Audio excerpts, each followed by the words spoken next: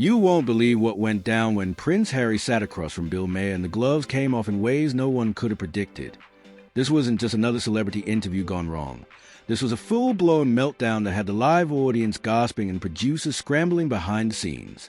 Before we dive into the chaos, make sure you smash that subscribe button and drop a comment below, because you're not going to believe how this played out. Last night's real time with Bill Maher was supposed to be routine. Prince Harry there to promote his charitable initiatives, maybe address his legal battles with the British press, and the audience expecting Bill's trademark irreverent humor against Harry's polished, media-trained answers. But from the second Harry walked onto that stage, the vibe was different. The energy was heavy, almost crackling with tension. Bill opened with that mischievous smirk, leaning back in his chair as he fired the first shot. "So Harry, you left the royal family, got yourself a Netflix deal, moved to sunny California, living the American dream, right?" Innocent on the surface, but every Maher fan knew it was bait. Harry gave the diplomatic response, polished and safe, grateful for opportunities, focused on Archwell, making a positive impact. But Bill wasn't here for canned answers. He leaned in, eyebrows arched, and dropped the hammer. "Making a positive impact? Funny, because from where I sit it looks like you've been making more of a mess, airing your family's dirty laundry on every platform that'll take you." The crowd froze, hanging on the tension. Harry's jaw clenched, but his voice stayed steady. "There's a difference between speaking your truth and airing dirty laundry, Bill. When institutions fail to protect people, sometimes the only choice is to speak out." Strong, but Bill smelled blood. "Speaking your truth," he repeated with a smirk. "Very California of you. But let's be real. You left Britain for privacy, right? And then you sit down with Oprah, write a memoir, film a Netflix documentary. That's not privacy, Harry. That's building a media empire on family drama." This time, Harry's composure cracked. His hands tightened on the chair. "With respect, Bill, you're oversimplifying. When you're up against institutional racism, when a system refuses to change, accountability requires transparency." His tone sharpened, the mask slipping. Bill nodded, cold and calculating. "That's a serious charge, and if it's true, sure, call it out. But here's the problem. You drop bombshells, then retreat to your Montecito mansion while your family eats a fallout. That's not accountability. That's tossing grenades and running." The audience was dead silent now, the atmosphere electric. Harry's face darkened, raw emotion spilling through his carefully built walls. "You have no idea what my family has endured. No idea what it's like watching my wife ripped apart by the same machine that destroyed my mother." But Bill didn't flinch. He pressed harder. With all respect to Diana, she understood the media game. She knew when to work it, when to use it. Harry, you want the perks, the influence, the multi-million-dollar deals, without the scrutiny or responsibility. You can't have it both ways." That line hit like a punch to the gut, and Harry snapped. His voice rose, shaking with anger. "How dare you? How dare you drag my mother's memory into your cheap take on a situation you'll never understand? You sit here making jokes about the pain that shattered my family, and you think you get to lecture me on responsibility." The studio air felt electric, audience members shifting uncomfortably in their seats, fully aware they were watching not just an interview, but a powder keg explode live in front of them. The audience was frozen, glancing at each other with wide eyes, unsure if they were witnessing a masterclass in television or standing on the edge of something far darker. But Bill Maher was unshaken, wearing that same sly grin like a predator who had just drawn blood from his prey. "I think I hit a nerve," he said casually, almost conversational, even as Harry's eyes blazed with fury. "And you know what? Good. Maybe it's about time someone asked you these questions without bowing, scraping, or kissing your royal ring first. Because let's be real, Harry, Americans don't do deference. We threw the monarchy out centuries ago for a reason. And when someone rolls in claiming to fight for justice while at the same time turning family trauma into Netflix deals and book sales, trust me, people notice." The words hit like a sledgehammer, the silence in the studio stretching out until it was unbearable. Every eye fixed on Harry as his knuckles went white from gripping the armrest, his carefully polished royal composure unraveling into something raw and volatile. He leaned forward as if ready to strike back, but Maher cut him off, raising one hand with mock concern, eyes glittering with anticipation. "Before you say something you'll regret on national TV, let me put this to you. When you went public and claimed that someone in your family raised concerns about your son's skin color, did you stop to think, even for a single second, about what that would do to your grandmother? A woman who dedicated 70 years of her life trying to drag a medieval institution into the modern age? A woman who worked tirelessly to modernize the monarchy while you chose to blow it up on prime time? Or were you so locked into your own victimhood that you just didn't care?" The question didn't just hang in the air, it detonated, sucking all the oxygen out of the room. Harry's face contorted. First shock, then anger, then a flash of shame before hardening into icy fury. The audience felt it, that invisible line being crossed, and they held their collective breath as Harry's voice cut through the silence like a blade. "Don't you dare," he whispered, low but deadly serious, every word dripping with centuries of royal authority. "Don't you dare question my love for my grandmother. Every single thing I've done, every decision I made, was to protect my family, the same thing that institution never once did for me or my wife." His accent was slipping now, the carefully cultivated California-tinged tone cracking, giving way to sharp, aristocratic edges as if his very DNA was clawing its way to the surface. But Maher wasn't backing down. In fact, he leaned in even closer, sensing Harry's composure was hanging by a thread. "Protect your family." Maher shot back, his tone sharp and surgical. "Harry, you dragged them through the mud on international television. You accused them of racism without naming names, which is actually worse because it lets the world's imagination run wild. You could have handled this privately. You could have used your influence, your connections, to work for change inside the system. But instead, you dropped a nuclear bomb, then ran off to California, and now you want sympathy when people push back? That's not protection. Harry, that's betrayal." That was the breaking point. Harry shot to his feet, his body trembling with rage, his finger pointing at Maher like a weapon as his voice cracked under the weight of years of suppressed grief. "The system doesn't work," he exploded, no longer the polished dupe but a man consumed by fury. "The system killed my mother. The system drove my wife to the brink of suicide. The system protects pedophiles, hides scandals, and crucifies anyone brave enough to speak truth to power." His words poured out like fire, his voice breaking, raw and unfiltered, while the audience gasped and murmured, stunned by the spectacle unfolding in front of them. This wasn't an interview anymore. This was a total public breakdown, a royal unraveling live on air. Cameras zoomed in close, catching every flicker of pain, anger, and defiance of producers in control room argued furiously about whether to cut to commercial or let the chaos burn. And through it all, Maher sat back, calm and satisfied, a small smile tugging at his lips, like a man who knew he had pulled the mask off and was finally seeing the real Harry. "Now we're getting somewhere," he said smoothly, his voice cutting through the storm like a knife. "This is the passion you should have shown when you were inside the system instead of running away from it. But here's what I don't get. If the monarchy is really that broken, that corrupt, that dangerous, then why didn't you stay and fight? Why didn't you use your privilege, your platform, your position to change it from within instead of abandoning it altogether?" Harry was pacing now, the last fragments of royal training obliterated, his composure shattered into dust.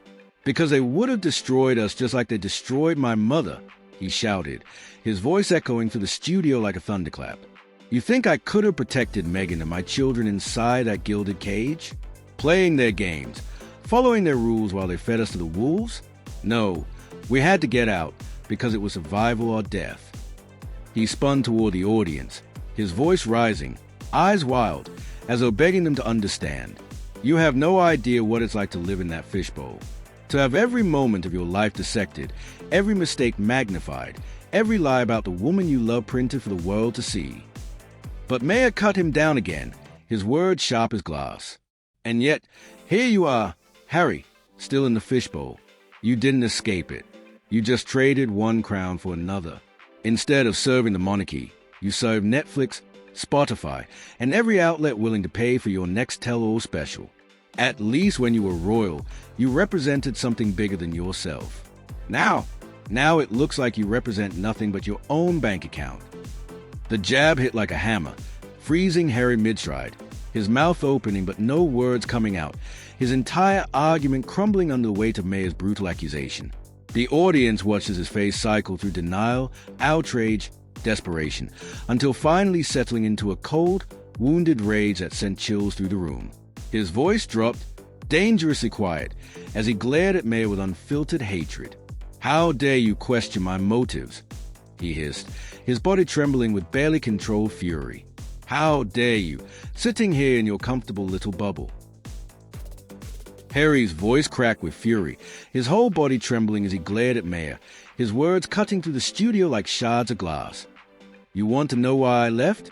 Why I walked away from everything I was born into? Because I watched my wife nearly die in silence, terrified to ask for help, knowing the punishment she'd face if she did. Because I watched my own brother, my flesh and blood, choose the crown over family. Because I learned that all the talk of duty, of service, of sacrifice was nothing but a lie designed to keep us trapped while the institution fed on our pain and profited off our suffering." Maher leaned forward with a smug grin, sensing Harry had finally snapped. "And there it is," he said triumphantly, "the real reason you left. Not racism, not the press, not privacy.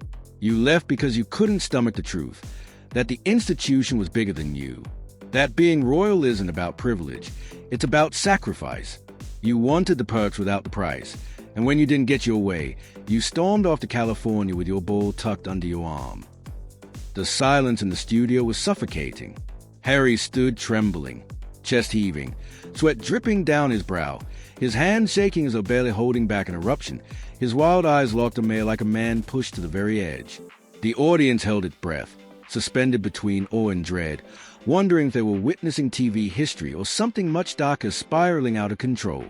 And then Harry's voice came, eerily calm, almost too calm after the storm. "You're right about one thing, Bill. I did choose. I chose family over institution. I chose love over duty. I chose to protect the people I love instead of sacrificing them on the altar of a broken tradition. If that makes me weak, selfish, even cowardly in your eyes, fine. I'll wear it proudly, because at least I can look my children in the eye and tell them I didn't trade their mother's life for a headline." But Maher wasn't about to let Harry seize the narrative. He leaned back, smiling with mock pity. "Touching speech, Harry, truly, but let's cut through the theatrics and talk about reality. Because you didn't sacrifice all that for privacy. You've been more public since leaving than you ever were in the palace. You didn't sacrifice for service. You abandoned your charities, your patronages, your military ties. You didn't sacrifice for safety. You're still hounded by paparazzi, still on the front page every week. So tell me, what exactly did you gain by torching everything your grandmother spent 70 years building?" The words hit Harry like a guillotine.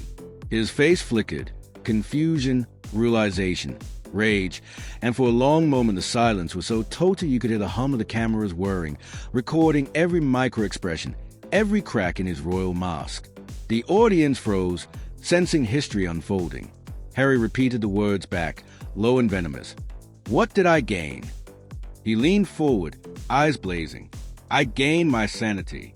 I gained my wife's life. I gained the right to raise my children without chains, without them being used as props in a centuries-old performance.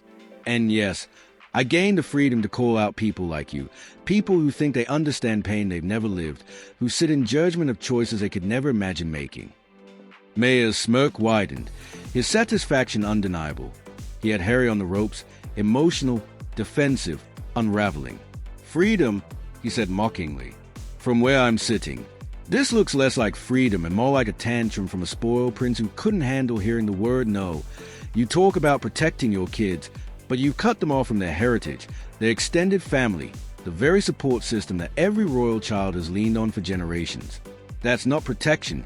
Harry, that's isolation." That was it.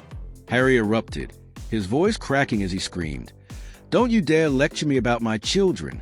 Don't you dare pretend to know what's best for them when you've never had to wonder if your child was safe walking down the street just because of who their parents are? When you've never had to explain to a toddler why strangers are chasing them with cameras? When you've never had to hold your wife while she cries herself to sleep because the world is calling her names I wouldn't repeat on television?"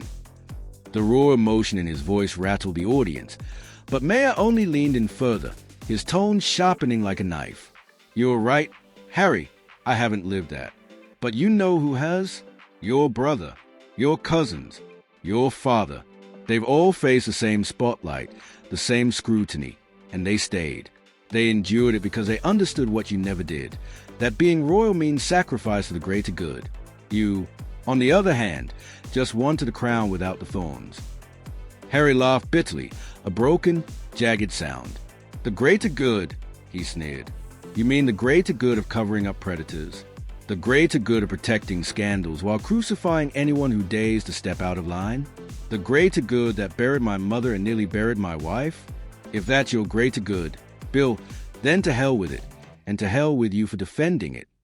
His voice was rising now, words tumbling out faster, his arms gesturing wildly, his composure obliterated. The carefully rehearsed royal facade was gone, replaced by raw, unfiltered rage. The cameras zoomed in. The producers whispered frantically in the control room. The audience sat frozen in disbelief, and Bill Maher leaned back in his chair with a satisfied grin of a man who had just pushed the prince past the point of no return. Harry's voice broke with raw anger as he snapped back at Maher, his face pale then flushed, trembling with rage as he roared.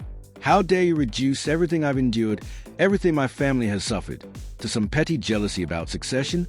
You know nothing about losing a parent in front of the entire world, of having your grief dissected like entertainment for vultures like you. But Maher struck again, merciless. No, Harry, you've turned it into entertainment. You package your trauma into Netflix specials, memoirs, documentaries, interviews. You've Monetized your pain. And the tragic part? I don't think you even see it. That was the breaking point. Harry surged to his feet, his chair crashing to the floor in a clatter that made the audience gasp, his voice thundering as he ripped at his microphone, his hands shaking uncontrollably. That's enough. I will not sit here and let you trivialize my mother's death, my wife's suffering, my children's future just so you can score a cheap laugh for your pathetic little show. The studio was dead silent except for his ragged breaths and the frantic hum of the cameras capturing every second. Maher sat smugly, needling him with one final jab. Running again, Harry? That's what you do. Ran from your duties, ran from your country, running now. Harry froze mid-motion, those words hitting like ice water, his face twisting as doubt flickered, then hardened into fury. His voice dropped, cold but searing. You know the difference between us, Bill? When I run towards something better. I left that institution for a life where I could make a difference instead of cutting ribbons and playing puppet. I came to America for freedom, for opportunity, to build something real. But you're not running anywhere. You're trapped, hiding behind comedy, mocking other people's pain because you're too cowardly to face your own. At least when I burn bridges, I'm building new ones. You just tear everything down. He flung the MIC onto his chair, turning toward the exit, but Maher delivered one last poison dart. That's right, Harry. Walk away. Show America what to expect from British royalty when things get tough. I'm sure your grandmother would be so proud. The audience audibly winced, knowing the words cut deeper than any before. Harry's shoulders stiffened. For a terrifying heartbeat it looked as though he might well and physically confront Maher, security edging closer. Instead, without turning, his voice rang clear across the silent studio. My grandmother knew something you'll never understand, Bill. True strength isn't tearing others down. It's knowing when to walk away from those who will never understand what you're fighting for. And sometimes, the most courageous thing you can do is disappoint the people who were never on your side to begin with. And with that, Prince Harry walked off the real-time stage, his silhouette captured by the cameras until he vanished backstage, leaving Maher smirking in victory, already plotting his next punchlines.